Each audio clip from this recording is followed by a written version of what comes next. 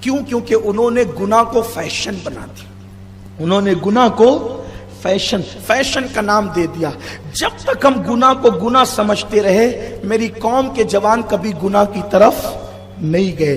جب آپ نے گناہ کو فیشن کا نام دیا تو لوگ گناہ کی طرف جانے لگے. کوئی نہیں چاہتا کہ گناہ کرے, کوئی نہیں چاہتا کہ گناہ کرے. ہر بندہ گناہ سے نفرت کرتا ہے, ہر بندہ گناہ سے بچنا چاہتا ہے لیکن وہ بچ پاتا نہیں. گناہ سے بچنا چاہتا ہے لیکن گناہ سے بچ پاتا نہیں. تب گناہ سے بچے کیسے؟ پہلی بات تو یہ کہ گناہ کو گناہ سمجھو اور اس کا اتنا پرچار کرو اور اس پر اتنی شدت کرو کہ یہ گناہ ہے, گناہ ہے, گناہ ہے. جیسے مثال کے طور پہ پہلے لوگ گانا سنتے تھے تو چھپ کر سنتے تھے کیونکہ گانا سننا گناہ مانا جاتا تھا. اب لوگ گانا سنتے ہیں ناچتے ناچتے چلتے چلتے سنتے کانوں میں ایئر فون لگا کے. کیوں؟ کیونکہ اب اس کا نام فیشن. جس کے کان میں ایئر فون ہے یا وہ کیڑا بیٹھا ہوا ہے کان پر جس کو آپ بلوٹوتھ کہتے ہیں, اور شوق سے لوگ, مجھے تو کبھی اچانک نظر پڑے تو یوں لگتا ہے کہ کہیں کسی اس کے کان پہ کیڑا تو نہیں بٹھا لیا اس نے. لیکن بہرحال کوئی بری بات نہیں ہے, کوئی بری بات نہیں ہے, بات صرف تہذیب کی کر رہا ہوں. کانوں میں ایئر فون لگائے, وہ سمجھتا ہی نہیں کہ میں زمین کا انسان ہوں. ٹی شرٹ پہنا ہو, جینس پہنا ہو اور کان میں ایئر فون لگاؤ تو اس کو سمجھتا ہی نہیں ہے کہ میں زمین کا انسان ہوں. وہ سمجھتا ہے کہ شاید میں سدرہ سے اترا ہوں معاذ اللہ, یا عرش کی بلندیوں سے نازل. وہ اپنے آپ کو زمین کا سمجھتا ہی نہیں. اور اگر اس پر بائک کوئی قیمتی نیچے ہو تو اور بھی پھر اس کا جو ہے وہ وزن بڑھتا ہے اس پر. لیکن یاد رکھیں یہ ہماری غلطی ہے کہ ہم نے اس کو ہائی لائٹ کیا. ایک مفکر نے بہت اچھی بات بتائی, ذمہ دار ہم ہیں گناہوں کی. کیوں؟ اس لیے کہ جب بھی ہم نے کسی کو غریب اور مفلس بتانا چاہا تو داڑھی اور ٹوپی میں بتایا. ایک آسان سی بات, بہت دھیان دینا, میری مائیں اور بہنیں بھی ہوگی آپ. داڑھی کو بدنام پہلے مسلمان نے کیا.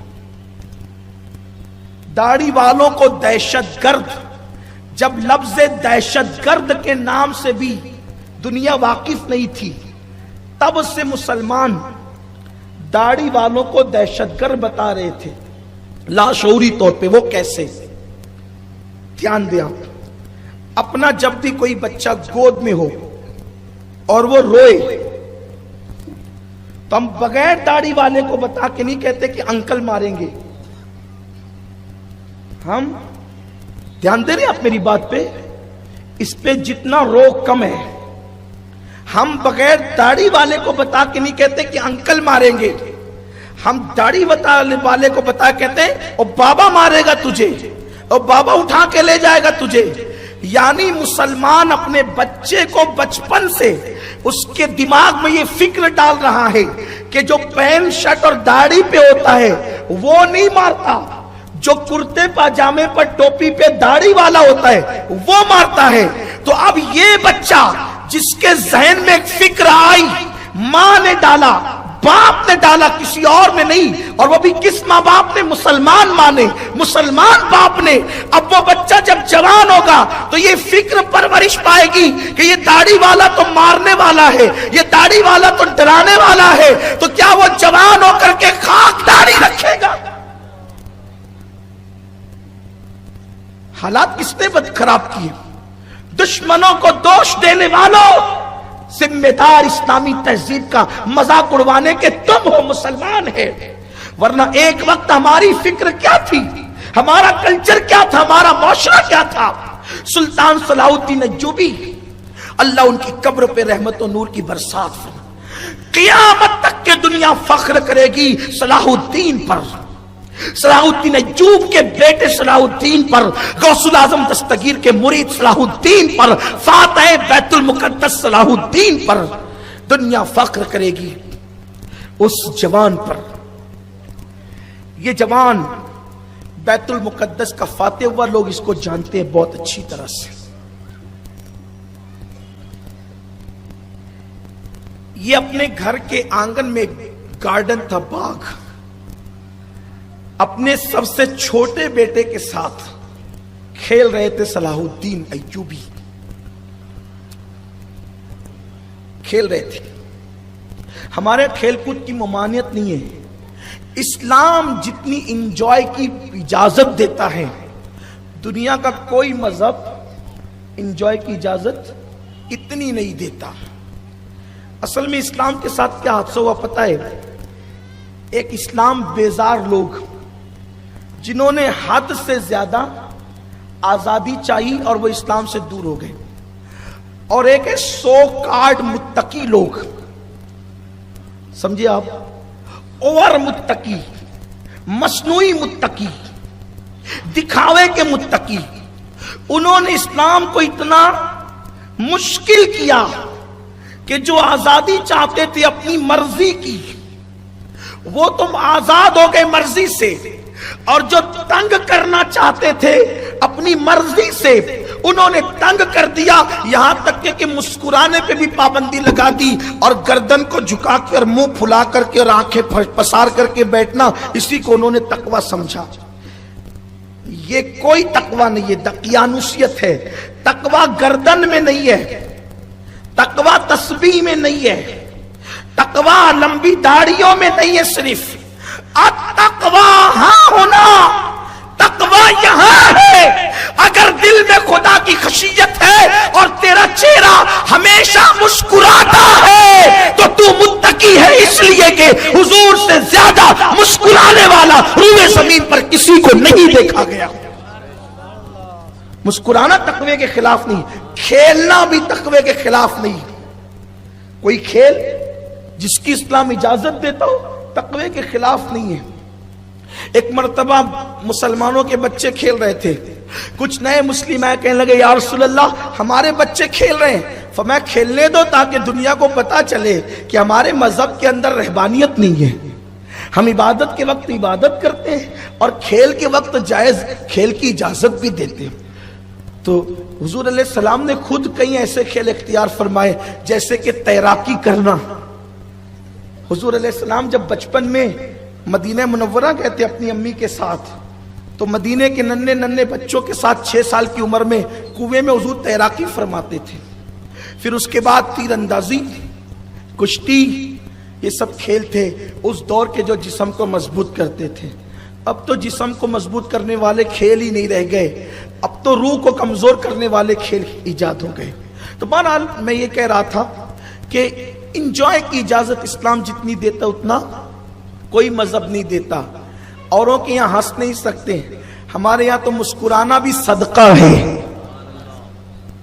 مجھے پتا ہے کہ سردی کا موسم ہے، لیکن یہ بات کہہ رہا ہوں کہ مسکرانا بھی، اب میں یہ آپ کو نہیں کہوں گا کہ آپ سبحان اللہ اس پہ کہیں، اس لیے کہ سبحان اللہ کہنا بھی صدقہ ہے۔ سبحان اللہ۔ اب ذرا میں آپ کو دیکھ کے مسکرا دوں، آپ بھی مجھے دیکھ کے مسکرا دے، تاکہ مجھے بھی صدقے کا اور آپ کو بھی صدقے کا ثواب مل جائے۔ سبحان اللہ۔ اس کا مطلب ہمیشہ مسکراتے رہیں۔ منہ بگاڑ کر رہنا مومن کی شان نہیں ہے، ہونٹوں پہ تبسم رکھنا یہ ایمان والوں کی شان ہے، اور میرے نبی کی شان ہے جس کی تسکین سے روتے ہوئے ہنس پڑے، اس تبسم کی عادت پہ لاکھوں سلام۔ سبحان اللہ سبحان اللہ۔ بات دور نکل گئی، حضور کی جو محفل ہوتی تھی نا اس میں اتنی آزادی تھی کہ زمانے جاہلیت کے واقعات بھی بتائے جاتے تھے تو اس میں ہنسی مذاق بھی ہو جاتی تھی، زمانے جاہلیت کے شعراء کے اشعار بھی پڑھے جاتے تھے۔ یہ اسلام ہے، یعنی کہ ایک انجمن کے اندر ہر چیز تھی، وہاں آخرت کی فکر میں رونا بھی ہوتا تھا، اور وہاں کبھی کبھی ہنسنا بھی ہوتا تھا، مسکرانا بھی ہوتا تھا، یہ سب چیزیں ہوتی تھی۔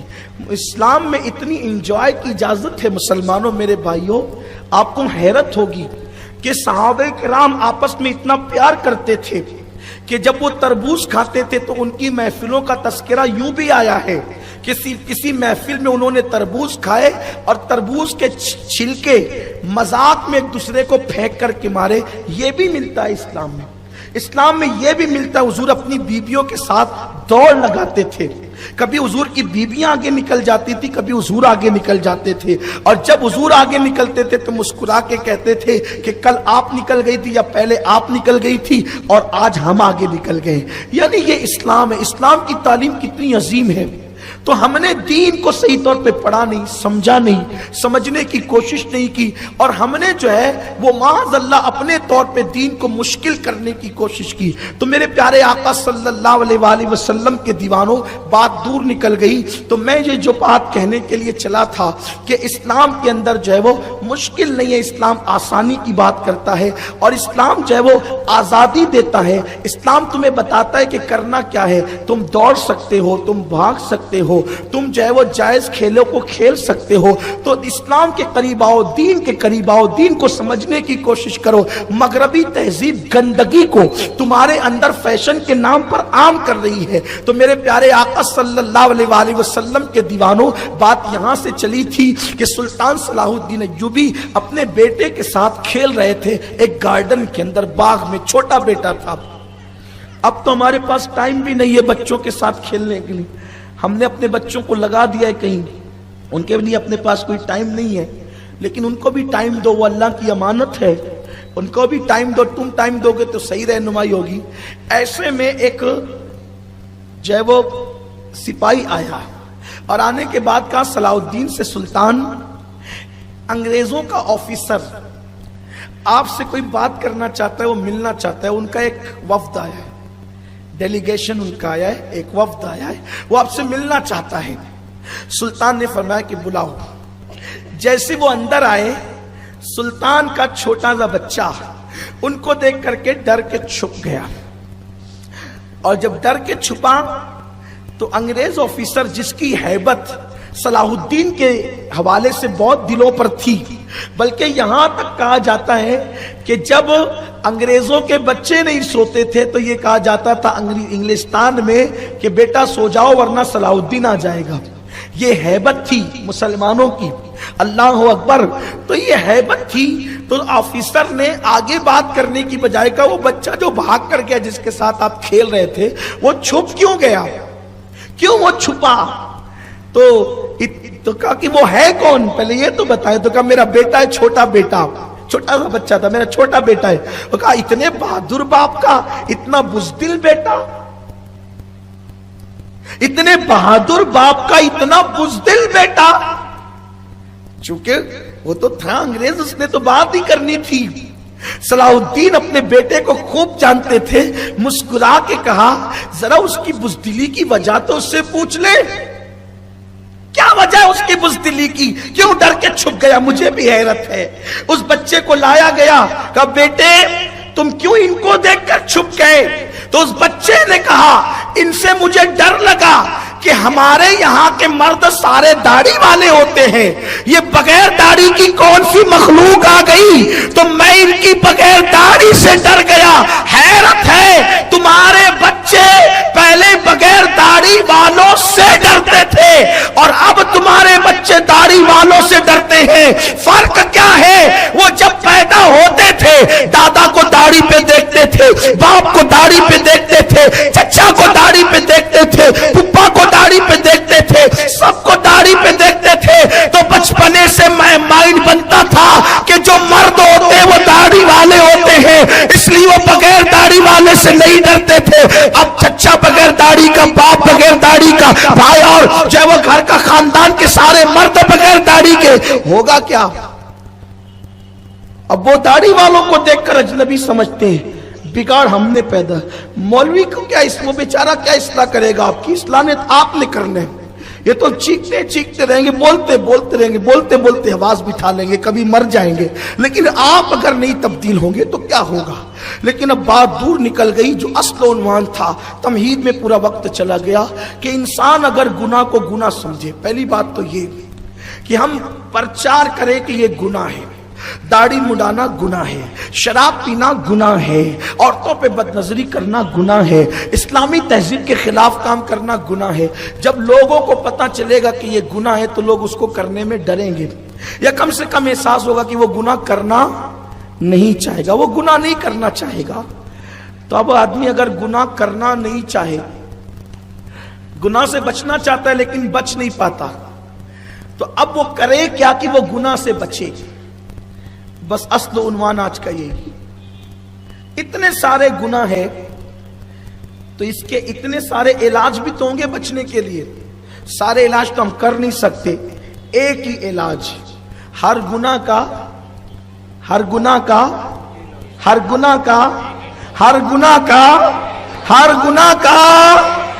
ایک ہی علاج. کیا؟ قرآن کہتا ہے ان الصلاۃ تنہا عن الفحشاء والمنکر. سبحان اللہ سبحان اللہ. یوں تو قرآن ہی میں کوئی شک نہیں. جس قرآن میں کوئی شک نہیں، اب وہ قرآن کہتا ہے بے شک. سبحان اللہ سبحان اللہ. آغاز کہاں سے ہو رہا ہے؟ انا، بے شک، الصلاۃ، نماز، عن الفحشاء والمنکر، بے شک نماز ہر برائی سے اور بے حیائی سے روک لیتی ہے. مطلب کیا کہ نماز پڑھو برائی سے بچو گے. نماز پڑھنا تمہارا کام ہے، برائی سے بچانا نماز کا کام ہے. نماز میں آنا تمہارا کام ہے، گناہ سے روکنا نماز کا کام ہے. برائی سے نماز کی پابندی کرنا تمہارا کام ہے، برائی سے روکنا نماز کا کام ہے. نماز کے لیے اللہ کے گھر تک آنا تمہارا کام ہے، گناہوں کے اڈوں سے روکنا نماز کا کام ہے. آپ کہیں گے نہیں، آج ہم اس بات کو جو آپ کہہ رہے ہیں مشاہدے میں کچھ الگ محسوس کرتے ہیں. آپ تو کہتے ہیں نماز پڑھو گناہ سے بچو، نماز پڑھو پاپ سے بچو، نماز پڑھو برائیوں سے بچو، گھر کے خدا کے گھر میں آؤ، گناہوں کے گھر سے بچو. لیکن ہم تو یہ دیکھتے ہیں جو 5 وقت کی نماز پڑھ رہا ہے وہ تجارت میں ڈنڈی بھی مار رہا ہے، جھوٹ بھی بول رہا ہے، غیبت بھی کر رہا ہے. ادھر مسجد سے نکلا ادھر کھڑے ہو کر گالی گلوچ بھی کر رہا ہے، ادھر مسجد سے نکلا ٹوپی اتاری اور عورتوں پہ بد نظری بھی کر رہا ہے.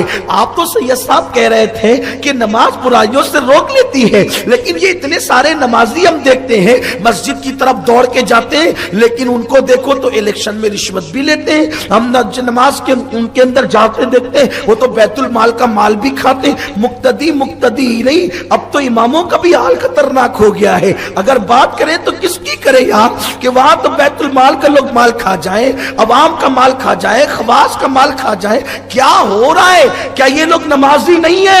ارے یہ تو ایسے نمازی ہے کہ یہ صرف پڑھنے والے نہیں پڑھانے والے ہیں. مولانا صاحب آپ کیسی بات کرتے ہیں؟ میں کہتا ہوں میں قرآن کو جانتا ہوں، میں تمہارے کردار کو نہیں جانتا، لیکن اتنا ضرور جانتا ہوں حدیث نے ہمیں کہیں یتیم نہیں رکھا. میرے نبی نے فرمایا نماز 2 طرح کی ہوتی ہے. ایک نماز وہ ہوتی ہے جو گناہوں سے روک لیتی ہے، جو نماز گناہ سے روک لے وہ خدا کے قریب کر دیتی ہے، اور جو نماز گناہ سے نہیں روکے وہ خدا سے دور کر دیتی ہے. وہ نماز نہیں ہوتی، وہ اٹھک بیٹھک ہوتی ہے، وہ ورزش ہوتی ہے. ورزش کرنے والا کبھی گناہ سے نہیں بچ سکتا. ورزش کرنے والا اٹھک بیٹھک کرنے والے کا جسم مضبوط ہوتا ہے، اور جو نماز پڑھتا ہے اس کی روح مضبوط ہوتی ہے، اس کا دل منور ہوتا ہے، اس کا چہرہ منور ہوتا ہے.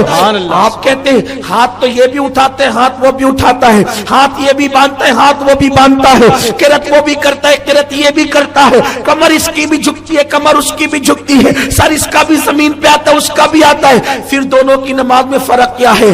بس فرق اتنا ہے اس کی نماز پر